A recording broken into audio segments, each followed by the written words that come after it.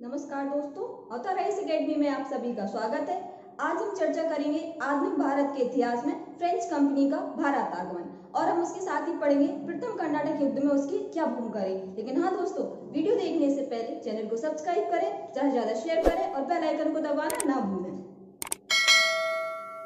इस चरण में चर्चा करते हैं फ्रेंच ईस्ट इंडिया कंपनी की स्थापना और भारत में फ्रांसीसी ट्रेडर्स का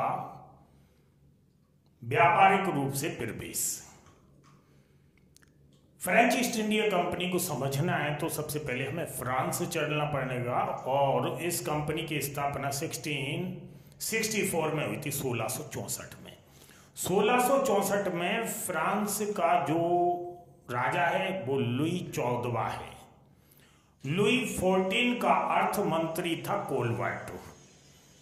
ये कोलवर्ट के मस्तिष्क की उपज था फ्रेंच ईस्ट इंडिया कंपनी की स्थापना, और इस कंपनी में फ्रांस की राजशाही का पैसा लगा हुआ था, अर्थात इसे कह सकते हैं ये सरकारी कंपनी थी उस जमाने की।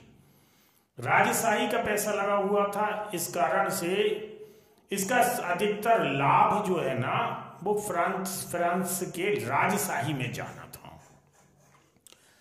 भारत के संदर्भ में अगर बात करते हैं, ये पूर्व की ओर व्यापार करने के लिए कंपनी 1664 में एस्टेब्लिश हुई, और यदि भारत के संदर्भ में अगर बात करते हैं तो 1668 में फ्रेंच ईस्ट इंडिया कंपनी ने अपनी पहली कोठी सूरत में स्थापित की थी, और इस कोठी को यानी इस व्यापारिक जो एक प्लेटफॉर्म था, इसे एस्टेब्लिश करने का जो श्रेय दिया जाता है, ये श्रेय फ्रांसिस कैरो को दिया जाता है।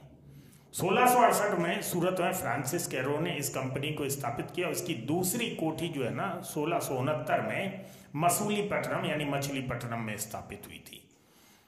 इसके बाद इसकी तीसरी कोठी मार्टिन वेलगोर ने वेलिकोंडापुरम के एक सूबेदार शेर खां हुआ करते थे, उस शेर खां की परमिशन लेके पांडिचेरी में स्थापित की, और पांडिचेरी में जो इनकी कोठी स्थापित हुई, ये आगे चल के पांडिचेरी फ्रांसीसियों के लिए बहुत महत्वपूर्ण स्थल बन गया। इसके पश्चात बंगाल का नवाब जो शाइस्ता खां था, उसने बंगाल के नवाब ने चंद्रनगर में फ्रांसीसियों को अपना प्लेटफॉर्म दिया और यहां पर उन्हें व्यापार करने की अनुमति दे दी। धीरे धीरे फ्रांसीसियों का वर्चस्व हिंदुस्तान में बढ़ने लगा, और फ्रांसीसियों का हिंदुस्तान में वर्चस्व बढ़ने का प्रारंभिक चरण का जो कारण रहा है, वो कारण रहा उनका सरकारी कंपनी होना। ईस्ट इंडिया कंपनी एक निजीकरण की कंपनी थी। डच, डेन जैसी कंपनियां जो हैं वो निजीकरण की कंपनियां थीं, लेकिन फ्रेंच ईस्ट इंडिया कंपनी सरकारी कंपनी होने के नाते ये ज्यादा प्रभावशाली दिखाई दे रही थी उस समय बजाय अंग्रेजों की, क्योंकि जब राजा की खुद के पैसे लगे होते हैं, राजशाही के पैसे लगे होते हैं, तो इसका एक अलग प्रभाव होता है दुनिया में कि भाई ये उस फ्रांस के राजा की, और फ्रांस और इंग्लैंड का यूरोप में महत्वपूर्ण रोल प्ले हो रहा था, और दोनों की राजनीतिक और आर्थिक टकराहटें भी लगातार बनी हुई थी। इन टकराहटों के संदर्भ में भी हमें इन कंपनियों के अस्तित्व को तलाशना है।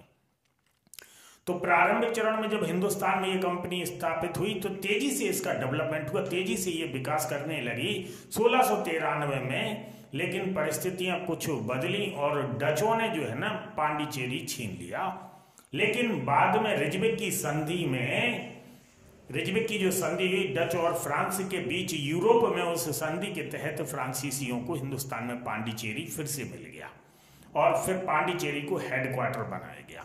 मार्टिन जो एक फ्रांसीसी अधिकारी था, वो यहाँ पे डायरेक्टर जनरल के पद पर नियुक्त हुआ, यानी महानिदेशक के पद पर नियुक्त हुआ, और इसके बाद यहीं पर जो है ना फोर्ट लुइस का निर्माण कराया गया। फोर्ट लुइस फ्रांसीसियों का एक बहुत प्रसिद्ध किला रहा है और एक गढ़ रहा है फ्रांसीसियों का।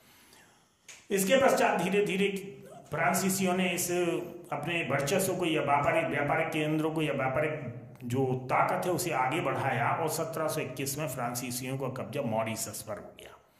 मॉरिशस इंडियन ओशियन में एक द्वीपीय देश है। 1725 में माहे पर इनका कब्जा हो गया। 1739 तक भारत में तमिलनाडु के कराईकल पर इनका अधिकार हो गया। 1742 में जब डुप्ले फ्रांसीसी गवर्नर बन के हिंदुस्तान आया तब उसकी महत्वाकांक्षाएं, राजनीतिक महत्वाकांक्षाएं जागने लगी।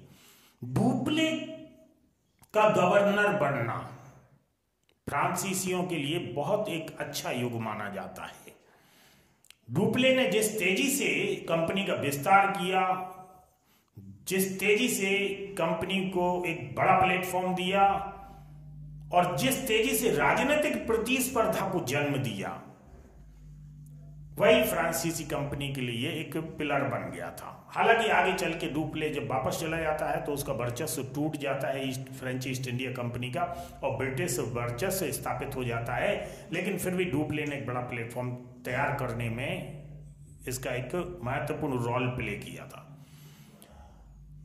जो प्रॉब्लम हुई, अब बात करते हैं अपन, ये तो आपका फ्रेंच ईस्ट इंडिया कंपनी स्थापित हो गई। अब बात करते हैं कि प्रथम कर्नाटक युद्ध की परिस्थितियां क्या हैं जो 1746 से 48 के बीच में हुआ था।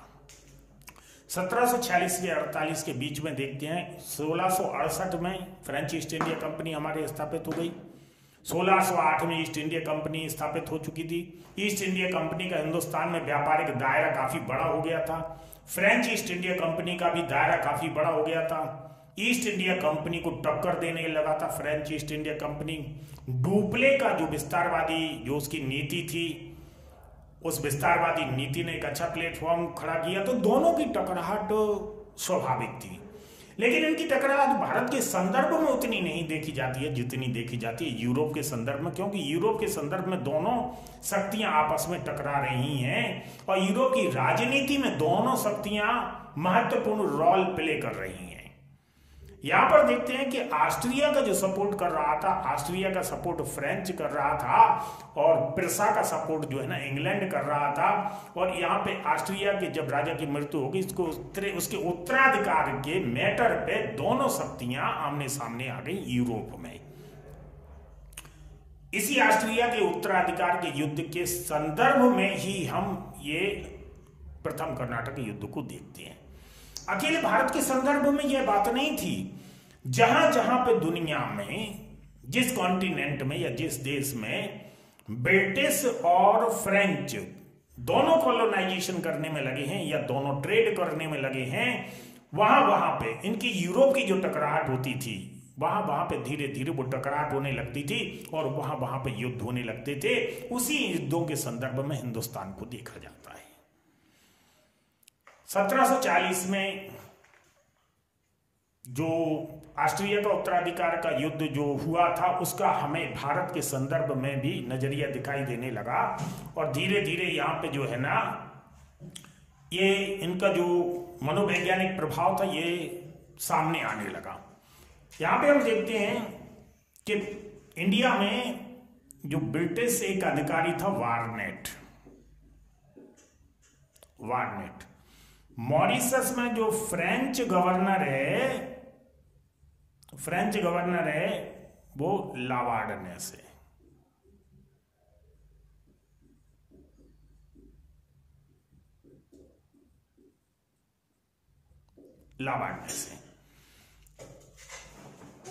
और इंडिया में जो है, इंडिया में डुप्ले है, फ्रेंच गवर्नर डुप्ले है।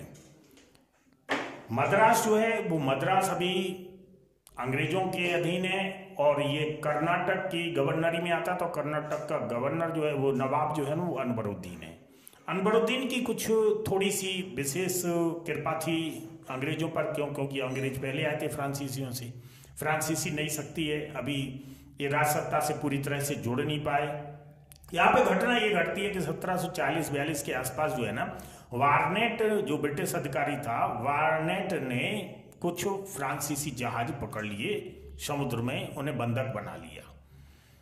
जो फ्रांसीसी जो गवर्नर था डुप्ले युद्ध नहीं चाहता था, वो इस युद्ध को टालना चाहता था। उसने ब्रिटिश अधिकारियों से बात करने की कोशिश की, लेकिन जब बात नहीं बनी तो उसने जो है ना मॉरिशस के गवर्नर लॉर्ड नेस से अंग्रेजों के खिलाफ सहायता मांगी कि आप हमें हेल्प कीजिए।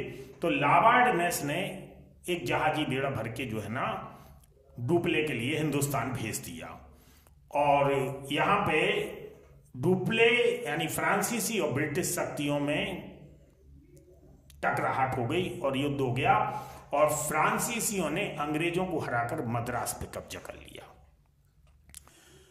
मद्रास पे जब कब्जा कर लिया गया तब ऐसी स्थिति में अंग्रेज कमजोर पड़ गए। जब दो शक्तियां आपस में हिंदुस्तान में टकरा रही हों तो इसमें अनवरुद्दीन ने इंटरफियर किया। अनवरुद्दीन ने इंटरफियर इसलिए किया कि वास्तविक रूप से देखा जाए तो अनवरुद्दीन का झुकाव अंग्रेजों की ओर था, और अंग्रेज हार गए और अंग्रेजों के मद्रास पे कब्जा कर लिया फ्रांसीसी यानी डुप्ले ने। ऐसी स्थिति में अंग्रेजों ने नवाब से शिकायत की अनवरुद्दीन से कि हमारे क्षेत्र में कब्जा कर लिया है और आप जो है हमारा क्षेत्र वापस दिलवाइए। अनवरुद्दीन ने इसमें इंटरफियर किया और एक बड़ी सेना अपने सेना नायक महफूज खां के नेतृत्व में जो है फ्रांसीसियों के खिलाफ भेज दी। फ्रांसीसियों के खिलाफ जब यह सेना पहुंची तो फ्रांसीसियों की एक छोटी सी सेना जो कैप्टन पैराडाइज के नेतृत्व में युद्ध लड़ रही थी, महफूज खां और कैप्टन पैराडाइज का युद्ध हुआ, और सेंट टॉमी की लड़ाई में महफूज खां की एक बड़ी सेना को कैप्टन पैराडाइज ने यानी फ्रांसीसी छोटी सेना ने पराजित कर दिया। जब ये सेना पराजित हो गई तो फ्रांसीसियों की महत्वाकांक्षा जग गई। अब फ्रांसीसियों को लगने लगा कि इतनी बड़ी सेना को अगर हमारे थोड़े से सैनिकों ने पराजित कर दिया तो हमारी अपनी अगर संपूर्ण शक्ति लगा दी जाए या संपूर्ण सेना को संगठित किया जाए तो हम एक बहुत बड़ा गेम कर सकते हैं इंडिया में, ट्रेड और पॉलिटिकल गेम। ये डुप्ले की महत्वाकांक्षा झांक गई। लेकिन इसी बीच में क्या हुआ, इसी बीच में यूरोप में एक्स-ला-चैपेल की संधि हुई। एक्स-ला-चैपेल की संधि के तहत जो है ना दोनों शक्तियों ने एक दूसरे के विजित क्षेत्रों को वापस कर दिया, अर्थात मद्रास अंग्रेजों को वापस कर दिया गया। यह था आपका पहला कर्नाटक युद्ध। पहले कर्नाटक युद्ध में डुप्ले की महत्वाकांक्षा थी और यहां पर और कुछ खास नहीं था। आशा है दोस्तों वीडियो आप सबको पसंद आई होगी। वीडियो से संबंधित आपको जो भी प्रॉब्लम है आप कमेंट बॉक्स में मेंशन कर सकते हैं। धन्यवाद।